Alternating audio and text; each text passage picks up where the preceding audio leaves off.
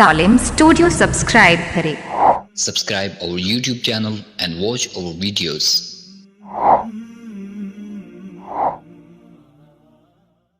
أعوذ بالله من الشيطان الرجيم بسم الله الرحمن الرحيم قال رب السجن أحب إلي مما يدعونني إليه وإلا تصرف عني كيدهن أصب إليهن وأكن من الجاهلين فاستجاب له ربه فصرف عنه كيدهن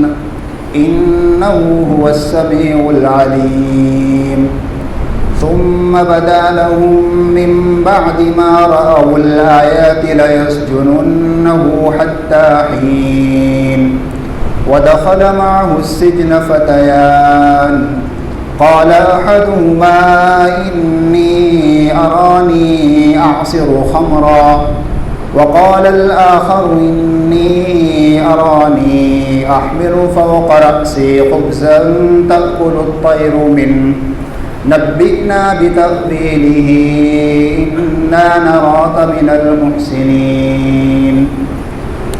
قال لا يأتيكما طعام ترزقانه إلا نبأتكما بتأويله قبل أن يأتيكما ذلكما مما علمني ربي إني تركت ملة قوم لا يؤمنون بالله وهم بالآخرة هم كافرون واتبعت ملة آبائي إبراهيم وإسحاق ويعقوب ما كان لنا أن نشرك بالله من شيء ذلك من فضل الله علينا وعلى الناس ولكن أكثر الناس لا يشكرون يا صاحبي السجن أرباب متفرقون خير أم الله الواحد القهار ما تعبدون من دونه إلا أسماء سميتموها أنتم وآباؤكم ما أنزل الله بها من سلطان إن الحكم إلا لله أمر ألا تعبدوا إلا إياه ذلك الدين القيم ولكن أكثر الناس لا يعلمون صدق اللہ العظیم۔ شروع اللہ کے نام سے جو بہت مہربان نہایت رحم کرنے والے ہیں۔ یوسف علیہ السلام نے فرمایا، عرض کیا کہ اے میرے رب، یہ عورتیں جس کام کی طرف مجھے بلا رہی ہیں اس کے مقابلے میں قید خانہ مجھے زیادہ پسند ہے، اور اگر تو نے ان کی چالاکی سے مجھے محفوظ نہیں رکھا تو قریب ہے کہ میرا دل ان کی طرف مائل ہو جائے اور میں ان لوگوں میں شامل ہو جاؤں جو جہالت والا کام کرتے ہیں۔ چنانچہ ان کے رب نے ان کی دعا کو قبول کیا اور ان کی چالاکی سے ان کو محفوظ رکھا۔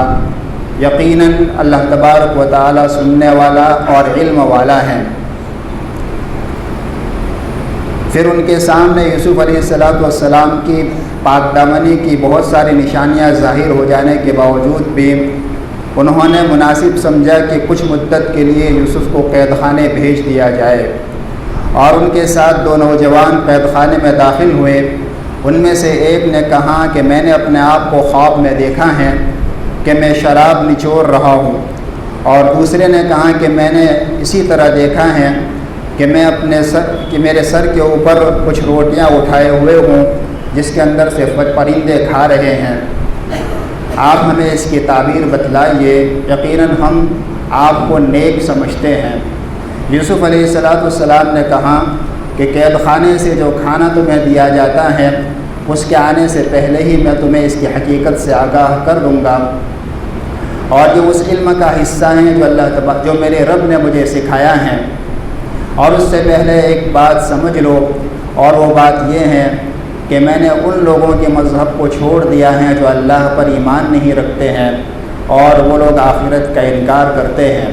اور میں نے اپنے آباء و اجداد ابراہیم اور اسحاق اور یعقوب علیہم السلام کے مذہب کی پیروی کی ہے، اور ہمیں یہ حق نہیں پہنچتا ہے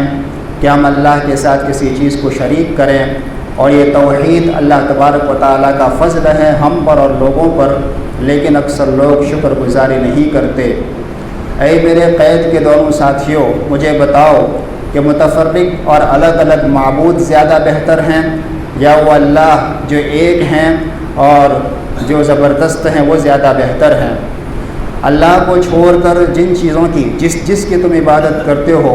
اس کی حقیقت اس کے سوا کچھ نہیں کہ وہ چند نام ہیں جو تم نے اور تمہارے آباء و اجداد نے گھر لیے ہیں۔ اللہ نے ان کی عبادت کے اوپر کوئی دلیل نازل نہیں کی، حاکمیت تو صرف اللہ ہی کے لیے ہیں، اور اللہ اس بات کا حکم کرتا ہے کہ اس کے سوا کسی کی عبادت نہ کرو، یہی سیدھا دین ہے، لیکن اکثر لوگ جانتے نہیں ہیں۔ حضرت یوسف علیہ السلام کے سامنے ایک تو گناہ کی نوعیت تھی، الزام تراشی تھی، اور اس کے مقابلے میں دوسری طرف قید خانہ تھا۔ کل یہاں تک بات پہنچی تھی کہ عزیز مصر کے سامنے حضرت یوسف علیہ السلام کی بے گناہی واضح ہو چکی، لیکن پھر بھی ساری نشانیوں کے ظاہر ہو جانے کے بعد کہ یوسف علیہ السلام بے قصور ہیں، انہوں نے یہ طے کیا کہ تھوڑی مدت کے لیے اس کو قید خانے میں بھیج دیا جائے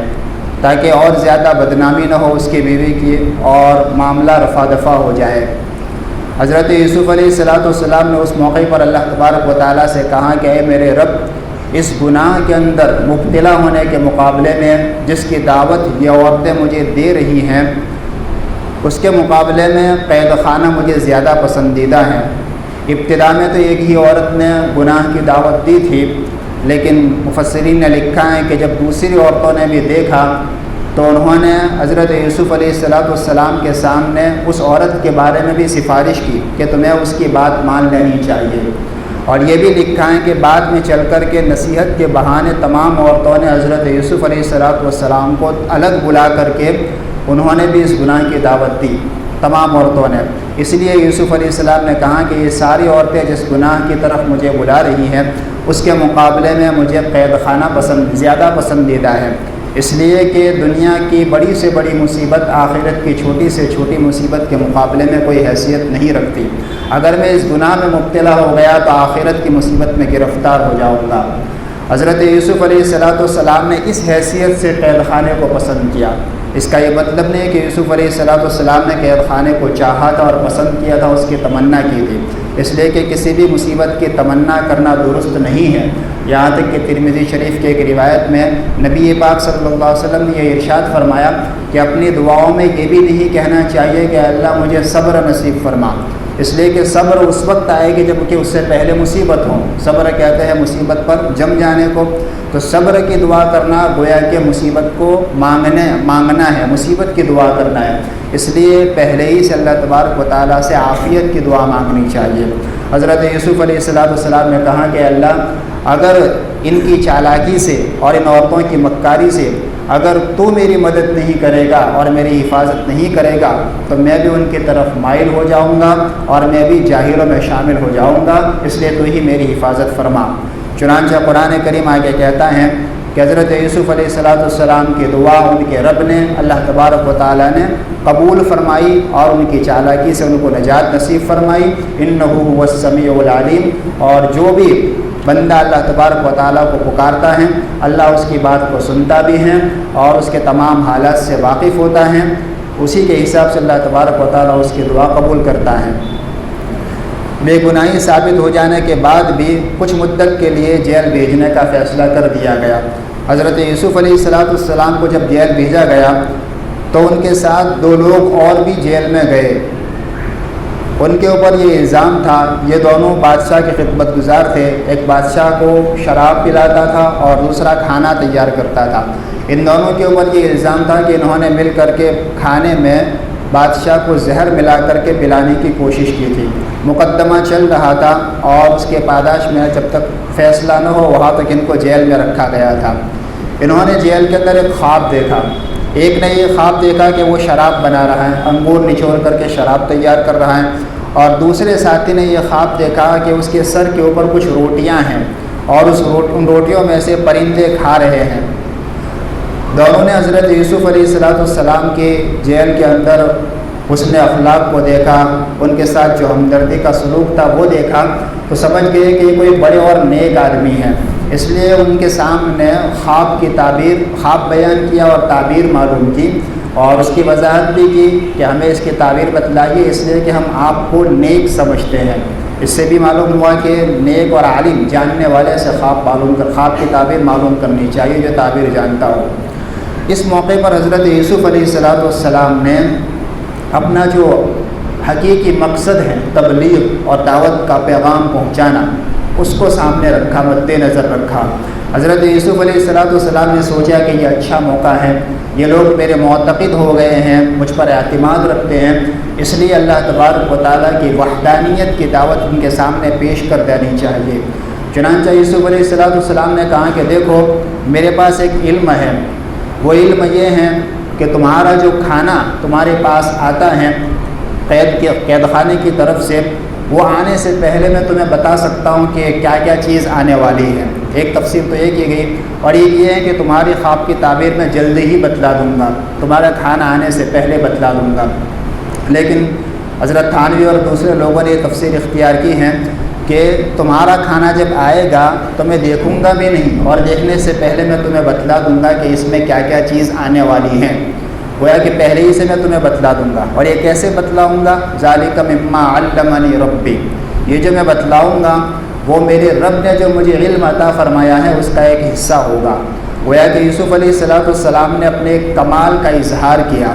کہ میرے پاس اللہ کی وحی آتی ہیں، اللہ تعالیٰ کی طرف سے علم آتا ہے، اور اس بات کا اظہار اپنے آپ کو بڑا دکھلانے کے لیے نہیں کیا، بلکہ اس لیے کیا تاکہ ان کو اور بھی زیادہ اعتماد پیدا ہو جائے، بھروسہ پیدا ہو جائے، اور ان کی بات کو اچھی طریقے سے سنیں اور سمجھیں، اور سمجھ کر کے عمل کرنے کی کوشش کریں۔ اس سے اس بات کا اندازہ ہوا کہ آدمی کو جہاں بھی جائے خود نیک بن کر کے دوسروں کو نیکی کی طرف مائل کرنے کی اور دعوت دینے کی فکر سوار رہنی چاہیے، اور اس مقصد کے لیے اگر اپنے اندر کا کوئی کمال ظاہر کرے سامنے والے کے سامنے کہ اس کمال کی وجہ سے وہ میری بات اچھی طرح سنے گا، سمجھے گا اور عمل کرے گا، تو اس نیت سے اپنا کوئی کمال بھی ظاہر کرنا چاہے تو کر سکتا ہے۔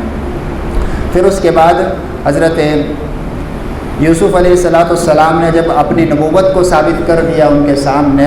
تو پھر اس کے بعد توحید کی دعوت دینا شروع کی، اور کہا کہ خواب کی تعبیر سے پہلے میں تمہیں ایک بات بتلاتا ہوں، اور بات یہ ہے کہ مجھے اللہ تعالیٰ کی طرف سے علم آتا ہے، وحی آتی ہے، اور اسی وحی کی روشنی میں میرا عمل یہ ہے کہ دنیا میں جو لوگ بھی اللہ پر اور آخرت کے دن پر ایمان نہیں رکھتے ہیں، میں نے ان کا مذہب چھوڑ دیا ہے، لہذا تم بھی ان کا مذہب چھوڑ دو۔ اور جب ان کا مذہب چھوڑ دیا ہے تو بدلے میں نے کیا چیز اختیار کی ہیں؟ تو فرمایا کہ میرے آبا و اجداد حضرت ابراہیم علیہ السلام، حضرت اسحاق علیہ السلام اور حضرت یعقوب علیہ السلام کا جو مذہب تھا توحید کا، وہ مذہب میں نے اختیار کیا ہے، لہذا تمہیں بھی چاہیے کہ تم مجھ پر یقین رکھو، اور اس وحی کی روشنی میں، جس وحی کی روشنی میں نے اس مذہب کو اختیار کیا ہے، تم بھی اس کو اختیار کرو۔ اور ہمیں کوئی حق نہیں پہنچتا کہ ہم اللہ کے ساتھ کسی چیز کو شریک کریں، اس لیے کہ اللہ ہی کی ذات ہیں جو ہر چیز پر قادر ہیں، سب کچھ کرنے والی ذات وہی ہیں، اور صفات کاملہ اسی کے اندر پائی جاتی ہیں، اس کے علاوہ کسی اور ذات کے اندر نہیں پائی جاتی، لہٰذا اللہ کو ایک ماننا چاہیے، دوسروں کو نہیں ماننا چاہیے۔ پھر بھی بعد میں پھر حضرت یوسف علیہ السلام نے کہا کہ یہ توحید کی نعمت اور ایمان کی نعمت جو مجھے ملی ہے اور لوگوں کو ملی ہے وہ اللہ کا فضل ہے، ولیکن اکثر الناس لا یشکرون، لیکن اکثر لوگ اس کی شکر گزاری نہیں کرتے ہیں۔ پھر اور مزید وضاحت کے ساتھ یہاں توحید کی دعوت دی، اللہ کو ایک ماننے کی دعوت دی، اور اس کے بعد وہ لوگ بہت زیادہ مورتیوں کی پوجا کرتے تھے، عبادت کرتے تھے، اس کے بارے میں یوسف علیہ السلام نے سوال کیا، یا صاحب السجن ارباب متفرقون خیر ام اللہ الواحد القہار، اے میرے قید کے ساتھیوں ذرا مجھے بتلاؤ کہ یہ الگ الگ معبود جو تم نے بنا رکھے ہیں، کسی کو بارش کا، کسی کو روزی کا، کسی کو دھوپ کا، وہ بہتر ہیں یا ایک ذات جو تمام چیزوں پر چھائی ہوئی ہو، ہر چیز پر، دنیا آخرت کی زمین اور آسمان کے تمام چیزوں پر چھائی ہوئی ہو، وہ ذات بہتر ہے؟ پھر اس کے بعد آگے فرمایا، سیدھی سی بات ہے، جواب اس کا یہی ہے کہ اللہ تبارک و تعالیٰ کی ذات بہتر ہے۔ پھر اس کے بعد کہا کہ تم نے جو معبود بنا رکھے ہیں اللہ کی طرف سے، اس پر کوئی دلیل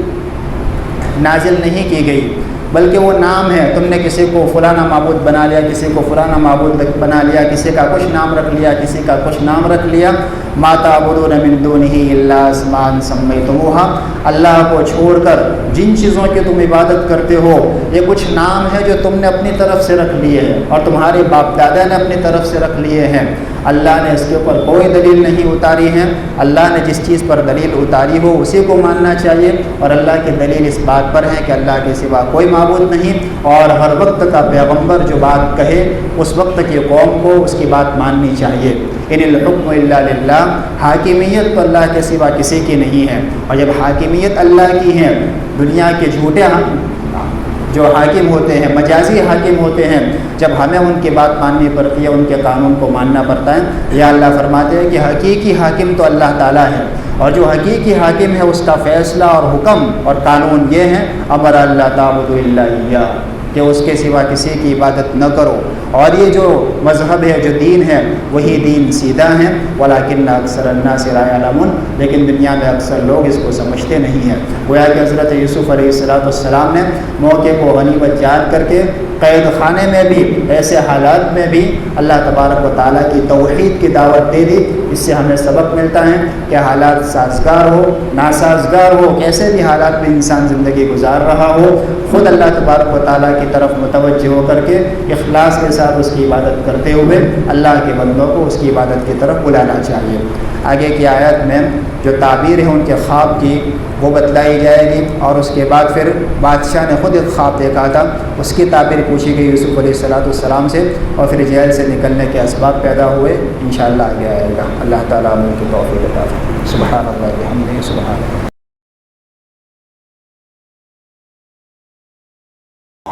Like us on Facebook. Contact us on WhatsApp.